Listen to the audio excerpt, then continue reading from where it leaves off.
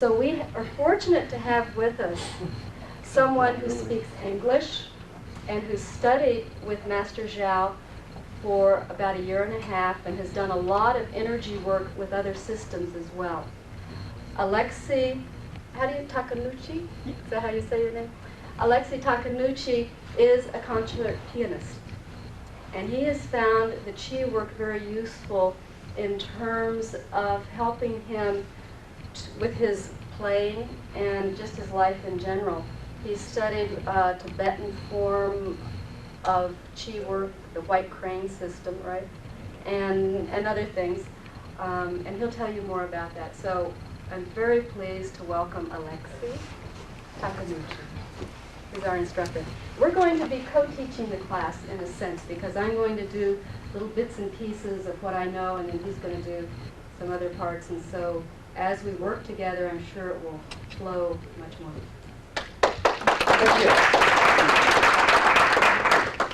Basically, what Sue's told you is very, very correct. And I won't tell about my experiences because, thank goodness, my illnesses are on a much smaller scale. However, about the Qigong itself, I would like to say that I was very interested already before coming to California and tried to find masters in Chicago where I used to live for 10 years. And so I also had friends in New York. And I was born in Japan, so I had connections in Japan too. So I would be studying in Japan, in New York, and in Chicago. And all these connections kind of helped me to be able to discern various systems. And the main point I want to emphasize is that there are many ways to, I don't want to use the word enlightenment, but the, let's say, self-awareness, that the energy can flow, that if you're angry, you don't put a dam around it, but it just flows out. There are many ways. And in Qigong, there are also many different ways of thoughts and practice. The particular way I will teach you is what I studied with Master Dr. Zhao, because when he will return here, then he can pick up what I left here. However, I will put like little footnotes here and there, what other people say, so you should be aware that just in case if you are interested in going to another teacher, you will already know, but you won't have a question. Why? I was told this way. No, there are many ways. But it's best to stick to one main system and practice it for a long time, but to be aware of what other people do. Like my teacher in Japan, I studied with him Chinese internal martial arts. He had 3 teachers in Taiwan, 2 older than him, 1 younger, and he said always have 1 younger teacher, because as you grow older, the older teachers will pass away. And this way you'll have at least 1 more teacher but who you can have advice. But it's very practical. What particularly when I took the advanced class with Master Zhao, what I found changed in my life was that I can see the Qi flow and Qi move not inside the body, but the fingertips and the extremities kind of start glowing more, or in case of disease, they change color. That was really surprising. At first I thought it was just my imagination, but I would kind of verify with Master Zhao, is it true that this person's color is this, or he has a certain disease? And certainly they were correct. So that kind of gave me a small confidence that I'm on the right track. So I'm keeping on and practicing all the time.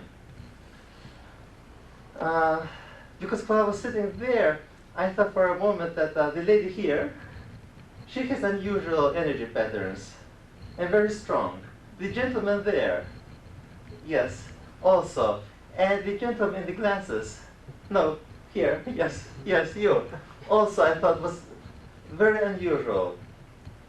So this you kind of are able to see a glow of aura around the head. So these exercises definitely work. So please practice them on your own. They look very, very simple. And they are very simple to execute in words. But in practice, it's a different story because it takes time to refine it and keep at it. Basically, my idea is this, that qi is like, and people say, it's universal energy. You tap into the universal energy and you charge up your own battery. So the people who become masters, their battery is so charged up that they can glow at any second. Yes, it's tough. But usually, but it also drains them. So once I asked Master Zhao, does he use his own energy or no? And he said no, he uses qi in the universe. And I started trying to do that as if I'm trying to send energy using qi from the universe. It's much easier and much stronger. So that kind of facilitates healing process of your own, or if you want to heal someone else. And the same goes with the seeing of like the third eye, as they say. At first I was using my own energy, concentrating and trying to see. It would give me terrible headaches, just terrible. It's if you're having a bump here. And it kind of reminded me of a movie, a horror movie from Beyond, that the scientist wanted to activate like a third eye, and he goes crazy. It does feel like that. But later, I decided that why don't I use here universal energy too? That thing that the energy is going here and going to my third eye. And the headaches decreased substantially. Also, there's a slight residue of that. But it's much easier it helps you to put in that state much easily. The first class will be like sitting, meditation, or breathing. The words meditation and breathing exercises are, although distinct, and yet in Qigong they are almost the same.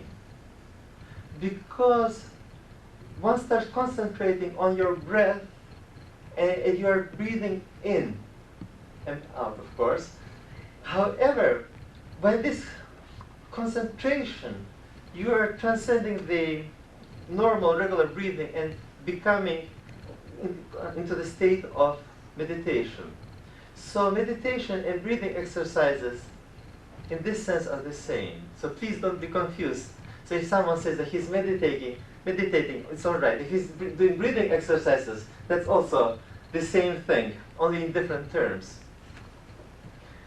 Then, as today we'll be sitting. In the next class we'll be standing, and also I think the last class we'll be lying down, and also gathering energy from trees and plants. And that is very important. That's the most important. Recently, my father phoned me from Japan. He said, it was 2 o'clock in the morning in Japan. He said, there's a program about Qigong on TV. But he couldn't phone his friends because he doesn't have a VCR. But the master there said, the most important thing in Qigong is to have affinity, empathy, and love with nature. That's the most important, because in this way you transcend your physical being, and the relationship with nature gives you that kind of an impetus or impulse with which you are able to heal other people.